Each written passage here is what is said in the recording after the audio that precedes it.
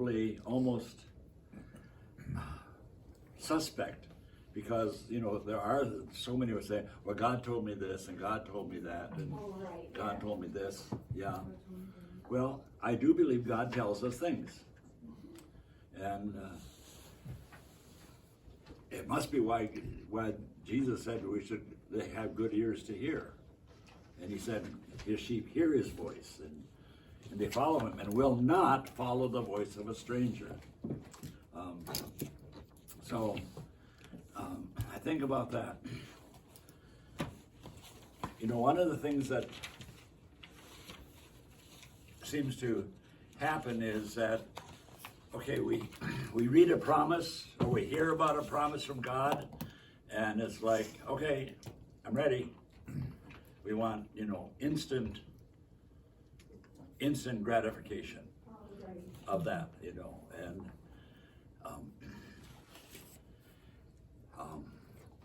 William Carey went as a missionary to India. If you read his life story, he was in India 25 years before a first convert. 25 years. Did he sit around? No, he started a newspaper that's still going, by the way, in India. So he did a lot of things. One of the things he worked at was, the law had been at the time that if the husband dies, the wife has to jump on the pyre and get burned up with him. Wow, what fun. You don't like that idea?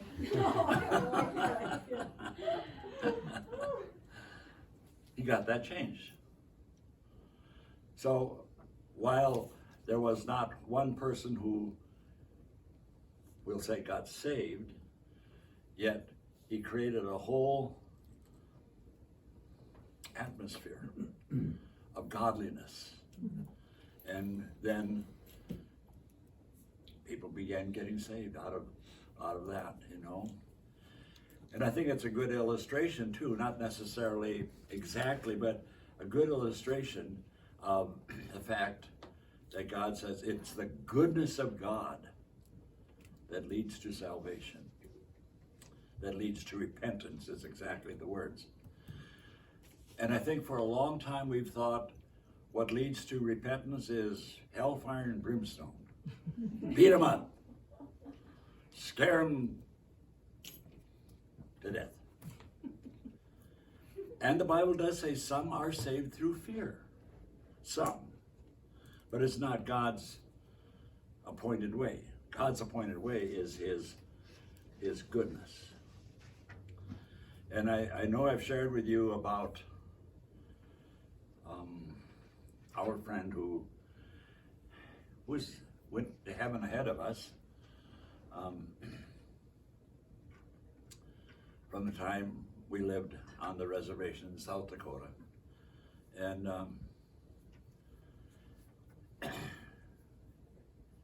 he gave his testimony at a place where I was trying to raise funds for the mission.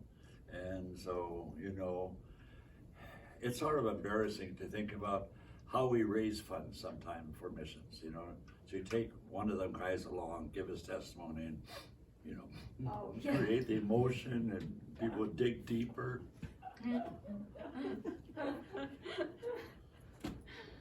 It's a shameful way. Another missionary, Hudson Taylor, said, God's work done in God's way will never lack God's supply. But anyway, back to this. So I heard him give his testimony. Actually, it was in the city of Huron at a church there. And so they questioned him afterwards and said, okay, so was that the first time you'd heard anybody preach to you about being saved? Oh, no. Well, what was different about this time? He said, every other time they told me what a dirty, rotten sinner I was. He said, I already knew that. I was looking for a way out. But he said, this person loved me into the kingdom. And see, the goodness of God leads to repentance. So this thing about faith, okay, it's a gift from God. It's also one of the gifts, a fruit of the Spirit, and also one of the gifts, faith, faithfulness, faith. So what I was trying to say is we get a word from God, we believe it. It's a promise. But when it doesn't happen like immediately, it's like we let doubts creep in, and the next thing you know, we've strayed from God, and I even sometimes try to justify ourselves, like, well, I really thought it was God, but it must not have been. So I wanted to share a little bit with us. If you get a word from God, hang on to it. And I suppose one of my favorite people who did that is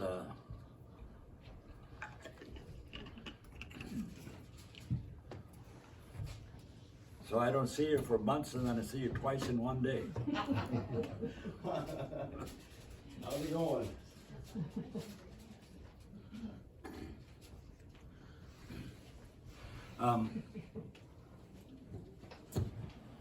So Joseph had a word from God. Came in the form of two different dreams. So let's look at a few verses together, then I'll try to kind of pull it together for us. Okay, so we're going to Genesis 37. Genesis 37.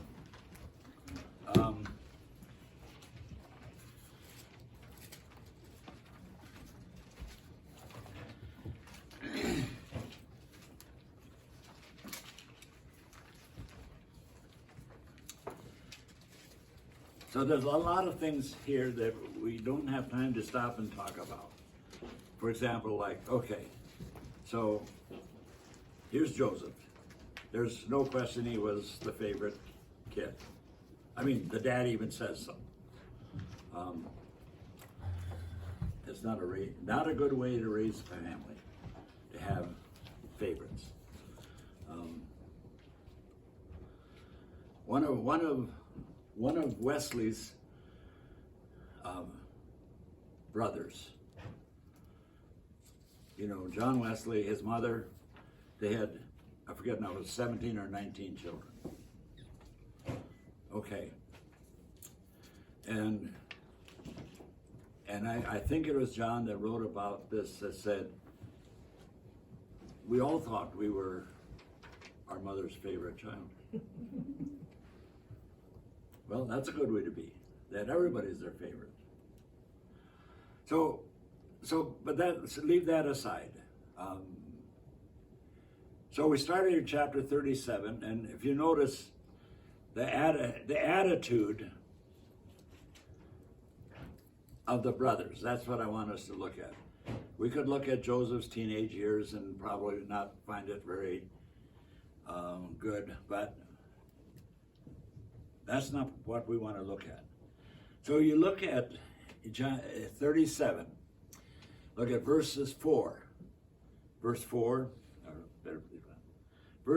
it says, and his brothers saw that their father loved him more than all the others and so on, and they hated him and could not speak peaceably to him. Verse 5, they hated him yet the more. And verse 8, and they hated him yet the more for his dreams and for his words. Then you come to verse 11, and look at what it says. And his brothers envied him. Envied him. So envy can create hate, can't it? Mm-hmm. Yes.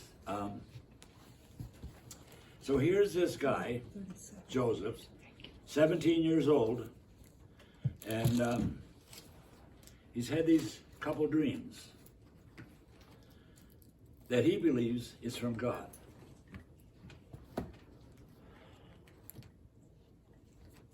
But they didn't come true right then and there. His brothers hated him. They ended up selling him. He was sold to some Midianites. Midianites took him to Egypt. He was sold to Potiphar. Now, you know, Potiphar probably wouldn't be the best choice if you were going to go somewhere because he was the chief executioner.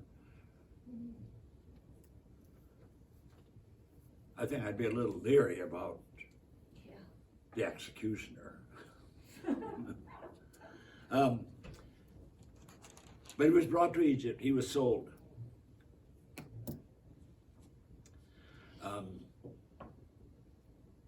And the brothers had the plan, you know, they were going to dump him in this pit, let him die by his own, because they didn't think it would be nice to kill him outright. Several people have that attitude, don't they? Well, we'll get him some other way that looks more honorable, maybe. All right. But then, okay. So now we're going to go to chapter 39. 39. And look at this. In verse 2 and verse 3 and verse 5, I guess, and verse 21 and verse 23, God was what? With Joseph. God was with Joseph. Was he with Joseph in the pit? Yes. Was he with Joseph on the journey to Egypt? Yes.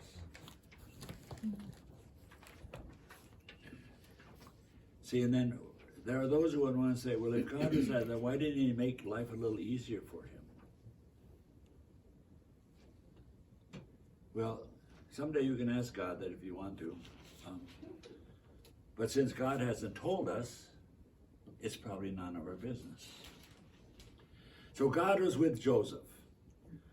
Okay, now, here comes Mrs. Potiphar. And she's got eyes for Joseph, trying to seduce him into her bedroom. What does Joseph do? Verse 15. I love verse 15. He fled. He fled and got him out of there. Didn't argue. I mean, he tried that a little bit. Say, well, this is against God. I can't do this sin against God. But I think she probably as much as said, who cares about that? Well, you know what? Joseph cared about that. So Joseph fled. Well, Mrs. Potiphar is not too happy about that. And so she whips up this whole story that Joseph was the seducer and tried to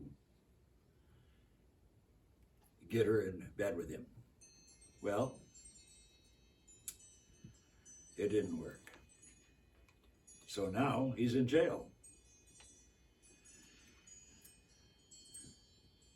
where the king's prisoners are bound. It was not just any, local jail, where the king's prisoners are bound. And so there he is. We all know the story well enough. But the fact that in the prison he was able to interpret the dreams of the baker and the butler put him in good stead. Because one of those nights later on, the king can't sleep. And his magicians and his counselors are no help to him.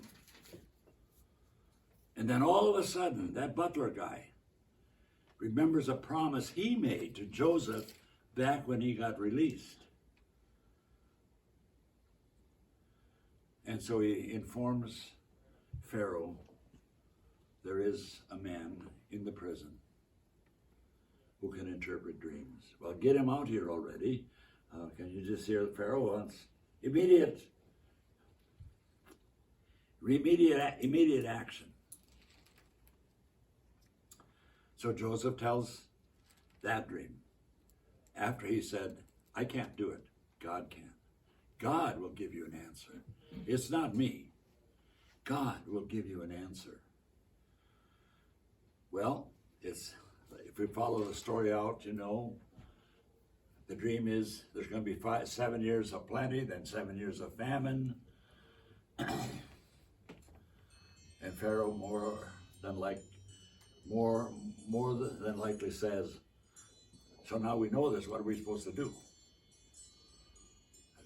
I don't know how Pharaoh believed him.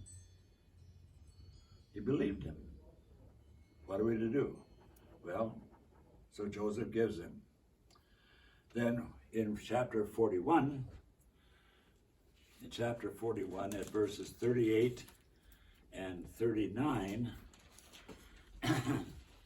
it says, and Pharaoh said unto his servants, where can we find a man like this, a man in whom is the Spirit of God? And Pharaoh said to Joseph, since God has shown you all this, there is no one so discreet and wise as you. You shall be over my house. Okay. At 17, he started having dreams. At 30, they're coming to pass. So 13 years of going through what the life that Joseph went through, which wasn't very glamorous, in prison. I mean, he was a slave. A slave. But he held on to the word from God. His brothers didn't believe it. Even his father was suspect of it. But somehow, Joseph held on. God was with him. God was with him in Pharaoh's house, in Potiphar's house, with him in jail. And as we read the rest of the story, he's with him all the way to the end of his life. Okay. 13 years, he held on to the promise. And I'm thinking there was someone else who held on to a promise for 13 years, and that was Abraham. God had told him he would have a child. Well, it didn't happen, so Abraham did what a lot of us would do, help God out a little bit here. Yeah, God needs my assistance. So they helped God out. And now we have Ishmael. And now we have problems to fix yet today because of that one action. But the word was still there. And you read that it was like 13 years from the birth of Ishmael that Isaac came along. A waiting time. I don't know what 13 years has to do with it. It's just, I'm sure it has something, maybe nothing for us to really be that concerned about. Well, now, so this is kind of big. Most of us are not called to anything that grand and that big. But I'm convinced we've all had words from God. We've all had a promise from God. We've all laid claim to a promise from God. And I expect that all of us too have doubted that promise from God, which is not a good thing.